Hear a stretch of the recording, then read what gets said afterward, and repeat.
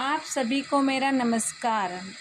जय श्री राम। मैं आज आप सभी को बृहस्पतिवार की कथा सुनाने जा रही हूँ। इसे वीरवार तथा गुरुवार भी कह सकते हैं। सब लोग व्रत करते हैं और उसकी कथा नहीं सुन पाते, इसलिए मैं यह कथा सुनाने जा रही हूँ। यह कथा सुनने से व्रत का फल भी मिलता है। एक प्राचीन समय की बात है। भारत में एक राजा राज्य करता था। वह बड़ा प्रतापी तथा दानी था। वह नित्य प्रति मंदिर में भगवत दर्शन करने जाता था। वह ब्राह्मण और गुरु की सेवा किया करता था। उसके द्वारा कोई भी याचक निराश होकर नहीं लौटता था। वह प्रत्येक गुरुवार को व्रत रखता एवं पूजन करता था।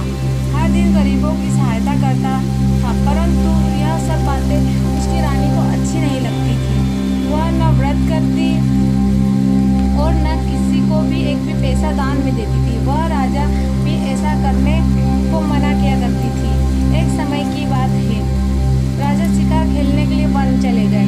घर पर रानी और दासी थी। उस समय गुरु बृहस्पति साधु का रूप धारण करके राजा के यहाँ पर भिक्षा मांगने के लिए आए। साधु ने रानी से भिक्षा मांगी तो वह कहने लगी, हे साधु महाराज, मैं इस दान और पुण्य से तंग आ गई। इस कार्य को करने के लिए मेरे पति ही बहुत है। आप ऐसी कृपा करें कि मेरा सारा धन नष्ट हो जाए तथा मैं आराम से रह सकूं। साधु रूपी बृहस्पति देव ने कहा, हे देवी, तुम बड़ी विचित्र हो। संतान और धन से कोई दुखी नहीं होता है, इसको सभी चाहते हैं। पापी भी पुत्र और धन की इच्छा करता है। अगर तुम्हारे पास धन अधिक है तो भूखे मनुष्य को भोजन कराओ, प्याव लगाओ, ब्राह्मणों को दान दो, धर्मशालाएं बनवाओ, कुआं, तालाब, बावड़ी, बाग बगीचे आदि का निर्माण करवाओ तथा निर्धनों की कुंवारी कन्याओं का विवाह करवाओ, साथ ही यज्ञ आदि करो। इस प्रकार के कर्मों से आपके कुल और आपका नाम परलोक में भी सार्थक होगा एवं तुम्हें भी स्वर्ग की प्राप्ति होगी। परंतु रानी साधु की इन बातों से खुश नहीं हुई।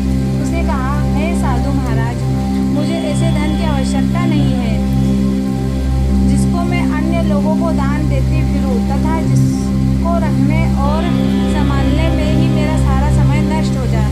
साधु ने कहा, हे देवी, यदि तुम्हारी ऐसी इच्छा है तो मैं तुम्हें बताता हूँ कि तुम वैसा ही करना। बृहस्पति के दिन घर आंगन को गोबर से लिपना, अपने केसों को पीली मिट्टी से धोना, केसों को धोते समय स्नान करना। राजा ने कहा, राजा को से कहना वो हजामत करवाए। भोजन में मांस मदिरा खाना, धोबी के यहाँ कपड़े धोने के लिए देना। इस प्रकार 7 बृहस्पति करने से तुम्हारा सारा धन नष्ट हो जाएगा। यह कहकर साधु रूपी महाराज बृहस्पति देव अंतर ध्यान हो गए।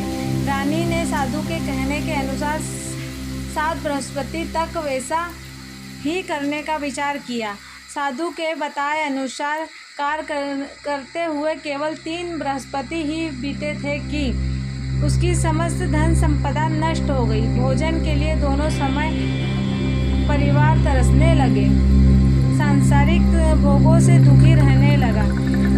तब राजा रानी से कहने लगा कि हे रानी, तुम यहाँ पर रहो, मैं दूसरे देश जाता हूँ, क्योंकि यहाँ पर मुझे सभी मनुष्य जानते हैं, इसलिए मैं यहाँ कोई काम नहीं कर सकता। मैं अब परदेश जा रहा हूँ, वहाँ कोई काम धंधा करूँगा, शायद हमारे भाग्य बदल जाए। ऐसा कहकर राजा परदेश चला गया। वह वहाँ जंगल से लकड़ी काटकर लाता और शहर बेचता। इसी तरह जीवन व्यतीत करने लगा। इधर राजा के बिना रानी दासियत की रहने लगी।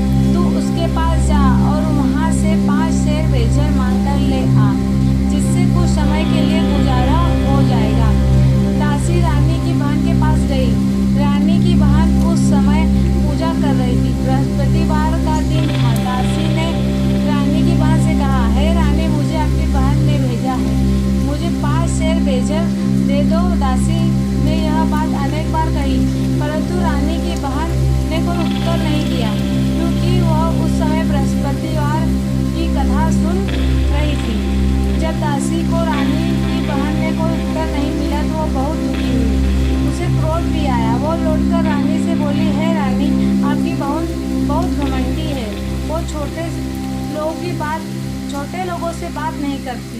मैंने उससे कहा तो उसने कोई उत्तर नहीं दिया। मैं वापस चली आई। रानी बोली, हे दासी, इसमें उसका कोई दोष नहीं है। जब बुरे दिन आते हैं तो तब कोई सहारा नहीं देता। अच्छे बुरे का पता विपत्ति में ही लगता है। जो ईश्वर की इच्छा होगी वही होगा। यह सब हमारे भाग्य का दोष है। उधर रानी की बहन ने सोचा कि मेरी बहन की दासी आई थी, परंतु मैं उससे नहीं बोली। इससे वो बहुत दुखी हुई होगी। अतः कथा सुन और विष्णु भगवान की पूजन समाप्त कर वह अपनी बहन के घर आई और कहने लगी, हे बहन, मैं बृहस्पतिवार का व्रत कर रही थी। तुम्हारी दासी हमारे घर गई थी, परंतु जब तक कथा होती है तब तक हम लोग न उठते हैं न बोलते हैं, इसलिए मैं नहीं बोली।